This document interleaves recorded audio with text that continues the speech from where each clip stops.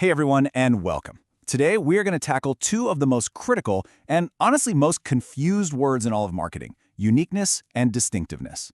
Now, they sound similar, and yeah, people use them interchangeably all the time, but getting the difference is absolutely key to building brands that not only launch well, but actually last. So why is there so much confusion? I mean, even the sharpest, most seasoned pros can get this wrong in a brief or a brand strategy meeting. The problem is that both words are about being different, but they operate in totally different parts of a customer's brain. And look, this isn't just about semantics or arguing over words. Getting this wrong has massive, massive consequences. We're talking about pouring millions into a brilliant new product that nobody even remembers exists, or spending a fortune on ads that accidentally end up growing your competitor's business. The stakes here are incredibly high. Okay, let's break this down, starting with the first big idea, uniqueness. This is all about what you bring to the table that is genuinely, truly new. At its core, uniqueness is actually pretty simple. It just means you're providing a product or a service or benefit that people can't get anywhere else on the market. It's the what of your innovation. You know, what's really interesting here is how this breaks down what that new thing can actually be. See, uniqueness isn't just about adding a new feature. It could be about solving a really deep customer problem, delivering a better result, creating a totally new kind of experience, or even just letting people do something they couldn't do before. This right here, this is the engine of real innovation.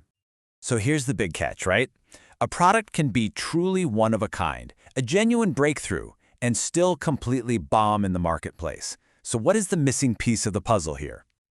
Well, the reason is simple, but it's also kind of brutal. Your amazing, unique new product exists in an incredibly noisy world. First, a customer has to even notice it among all the clutter. Then, they have to actually remember it when they're in a position to buy something. And finally, and this is so crucial, they have to connect that great new thing back to your brand, not someone else's. And that is exactly where our second concept comes into play.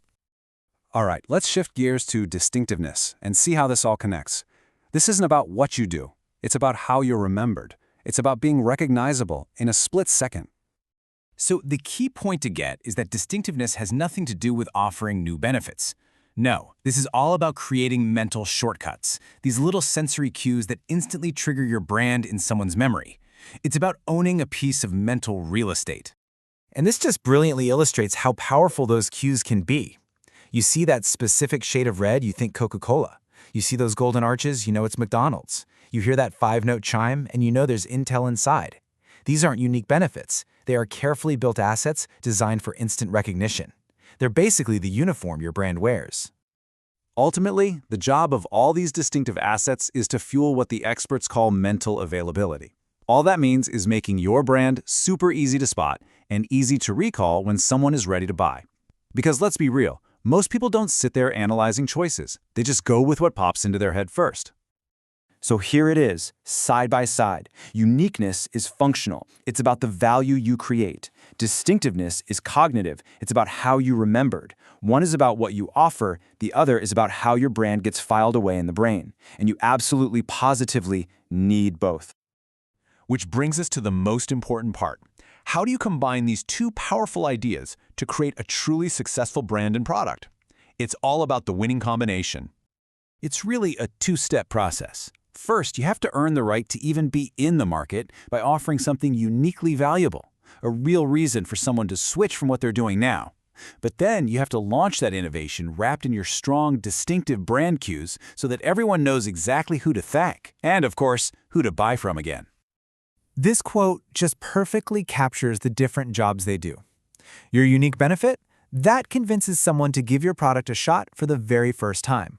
But it's your distinctive assets that make sure they remember it was you, that they come back for more, and that they tell their friends about your brand. And that, my friends, is how you scale. Oh, I love this metaphor. Your unique idea is that initial brilliant spark of potential. But without the oxygen of distinctiveness, those consistent brand cues, that spark just fizzles out. Distinctiveness is what turns a clever invention into a dominant brand. So how do you actually put all this into practice? Let's look at the key questions your team should be asking themselves right now. Okay, if you're on the innovation or the product side of things, your focus has to be razor sharp on the value. Are you actually solving a real problem for people? Is the benefit compelling enough to make them change their behavior? And here's a big one. Is this a meaningful improvement, or is it just a gimmick? Something that's kind of new but not truly useful. Now, if you're on the brand and marketing side, your questions are a bit different. Your job is to make sure you get the credit. Which of your brand assets, your colors, your logo, your tagline, is going to be the hero here? Are you absolutely sure that when a customer sees your ad, they'll know it's your innovation? And is that message consistent everywhere they see it? And this really is the final takeaway, isn't it? In a world that is just crowded with options, just being different isn't enough anymore. You have to be different in a way that is immediately and unmistakably you. Uniqueness gives them a reason to choose you. Distinctiveness ensures they can find you. So I'll just leave you with that question to think about for your own brand. It's not just about what you offer that's new, but about how you show up in the world. Is your brand truly and memorably itself? Thanks for tuning in.